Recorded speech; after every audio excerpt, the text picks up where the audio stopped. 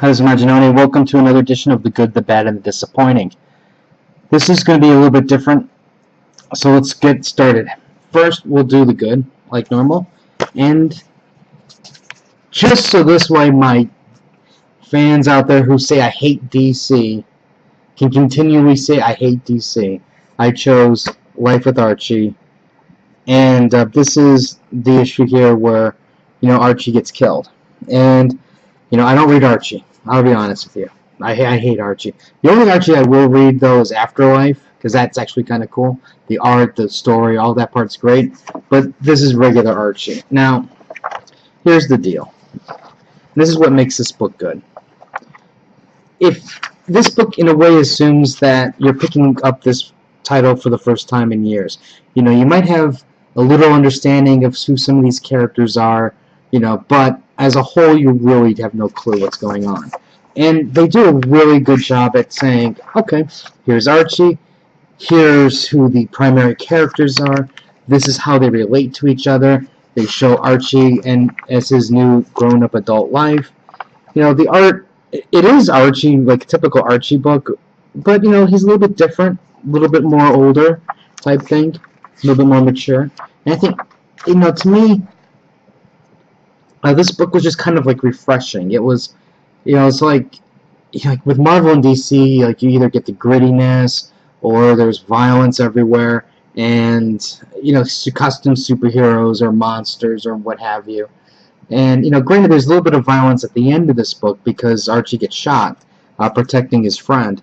But the thing here is, it was just, like I said, it was just something different and something that I thought was it distracted me from the normal reads.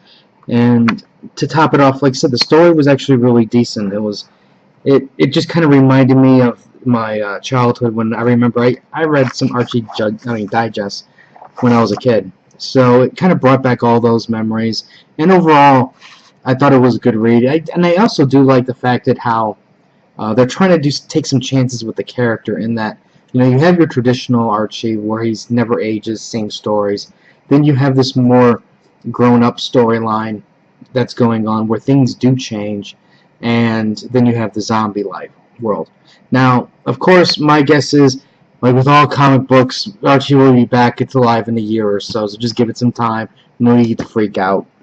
But overall, I really enjoyed it, and I think that overall, okay, for most people, it's not that bad of a read, and you should pick it up. But I know for a fact there's a few people out there, and some of you in particular, who will just scoff at this idea and call me a heretic or something like that. But I enjoyed it. Alright, the bad. Yeah. This book was so bad, I almost forgot to include it in the bad. That is how bad this thing is.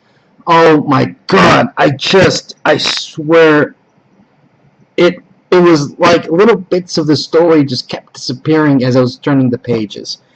Now, here's the deal. You look at this cover and you're like, Mr. Summers, you are certainly in for an evening of some interesting entertainment.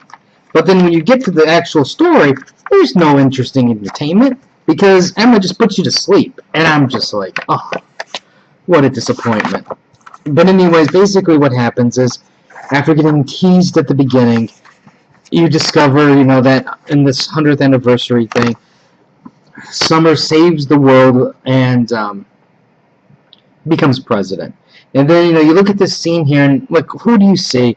You see Captain America, and you see Wolverine, and you're like, hey, isn't he supposed to be dead? And, hey, isn't he supposed to not have his super serum any longer? And then you realize, oh, yeah, that's right, everybody resets in time. So that's all fine and dandy. And then it moves on to basically these mutants are disappearing. Like, it first starts off with Emma. Scott's the only one that knows that it's Emma, and she's gone. Everybody's like, who, Emma? What are you talking about, your wife? You were married to Jean Grey, and she died years ago. What are you talking about? And Scott's still, Emma, Emma, Emma. Which, when you look at this cover, you can understand why Scott's probably going Emma. But, anyways, the ending of this book, I'll spoil this for you because This book was so bad, I don't want you to buy it. Basically, Scott gets shot by anti-mutant protesters because, after all, he's got to go stand outside and spew his words because, he's the president, he's Cyclops, and doesn't think of using Secret Service or anything like that.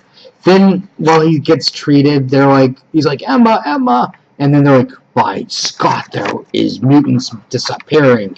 And then we learn, well, what's really happening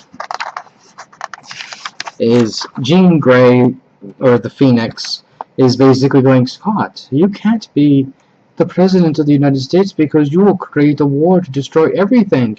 Look into my eyes and you will see the truth. So let us go back into time to a more peaceful period, and we can be lovers again, and everything will be right in the world.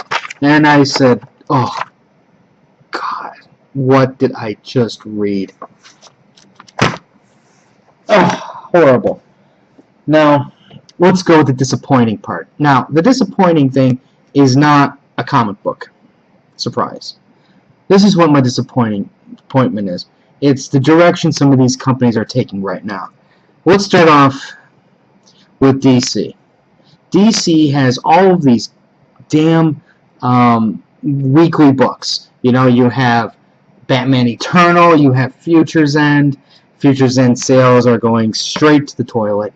And then they're all in. So now you got to go to World's End, Battle with Earth 2 weeklies. Then they're throwing out more Batman titles. And now, this is the plus, is that I do applaud DC in the sense of trying to do something different with their Batman titles.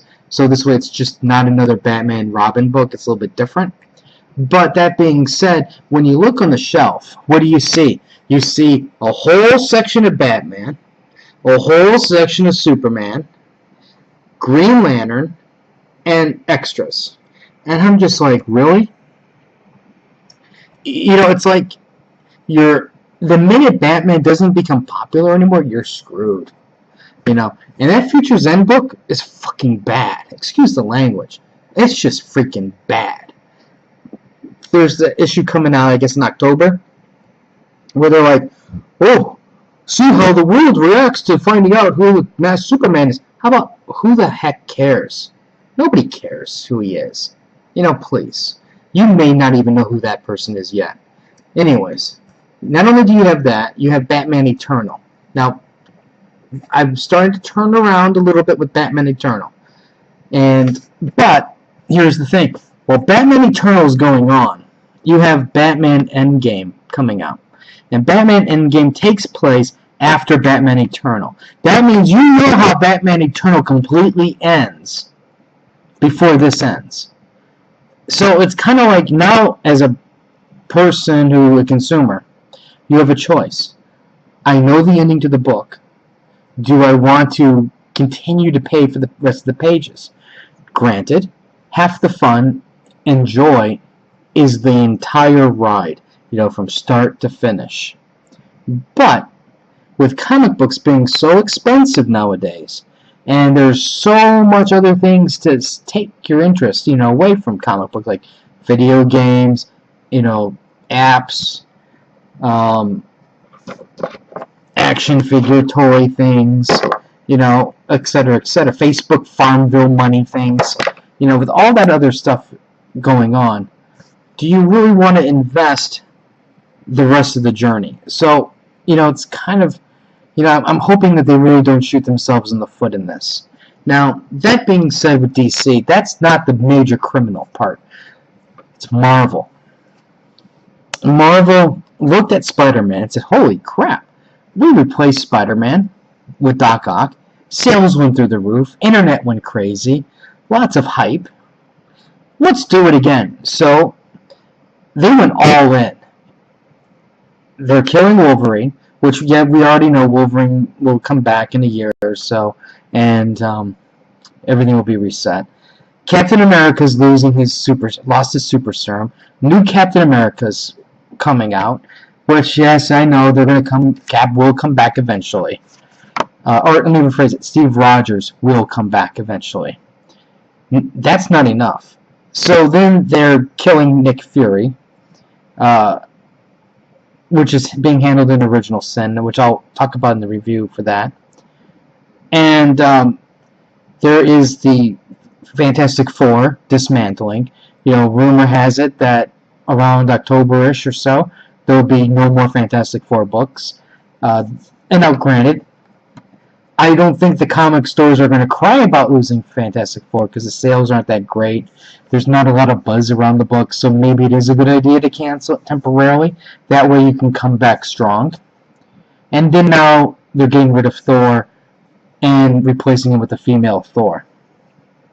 Now, again, Thor and Cap both are properties for movie licensing. So, that being said, it's not like you're going to have Thor suddenly replaced in these movies, or Cap replaced in the movies. Suddenly, Falcon becomes Captain America, let's say. That's not going to happen. You have to have Steve Rogers because people freak out and they don't understand these things. Comic readers get it, but, people at work don't. So, they have to make things consistent with the two. Otherwise, there's problems. So, all these people are eventually going to come back. There's probably going to be, if there's not an event, they'll make an event, maybe, that goes, hey, all of your favorite heroes are finally back to battle the evil that it needs to be dealt with, that only the Fantastic Four, Wolverine, Captain America, and Thor can handle. See, my great fear with Marvel, with all of this nonsense, is, while it worked with Spider-Man, you had a very strong writer, you had a very strong concept, and people bought into it. But Captain America's sales aren't the greatest, Thor's sales are not the greatest, and, when you tamper with it too much, you're going to lose fans. You might see a small bump in sales for Cap, but once the novelty's done, they're probably going to leave again. Thor, well, maybe you might get people because there's boobs, and, boobs always, guys and boobs, we like throwing money at it. So that might get a bump, but it's not going to be like a Spider-Man bump. In fact, it could, if anything, you're really starting to piss off more people because, as we all know, a lot of comic readers, the internet comic readers, I should say, we tend to overreact and, call it the end of the world, and we forget that in a year's time things have to be reset. So, but my fear is that there's going to be more damage done to these books than possible good, because you've dipped into the well way too many times now. And in a sense, what you can look at, these are very small money grabs. Wolverine's going to get a bump in sales. You're going to continue that bump because people are going to want to read The Wake of Wolverine, how the world reacts without a Wolverine. This person here, not buying any of it. So, all that nonsense. Then you're going to have the internet going, not the internet, but comic population going, oh my god, there's a new Captain America. Who is that? How did this happen? Same thing with Thor. I'm still buying Thor because, as long as Aaron's on Thor, I'm buying it. Without Aaron, if that creative team changes, done. I am done with that book. Most likely. But it is a female Thor with boobs, so I gotta be honest, there's a good chance I'll still pick that up. Anyways, that is my disappointment. I'm really disappointed with both Marvel and DC with their attempted money grabs, but I'm mostly really disappointed at Marvel going to the well too many times and trying to create controversy, trying to create chatter, and increase sales. Anyways, that's it for today. Like, share. Let me know what you guys think. Is Marvel making a mistake? Are they going to the well too many times and doing the same thing? Do you think that this marketing tactic will work?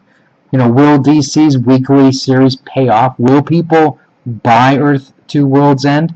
Are we going to see more people buying it than Future's End? Or will sales actually be less than Future's End? Let me know. And like I said, like, share. Facebook, Crunchyroll, anime reviews right down there. And I'll have more reviews and stuff later. So until next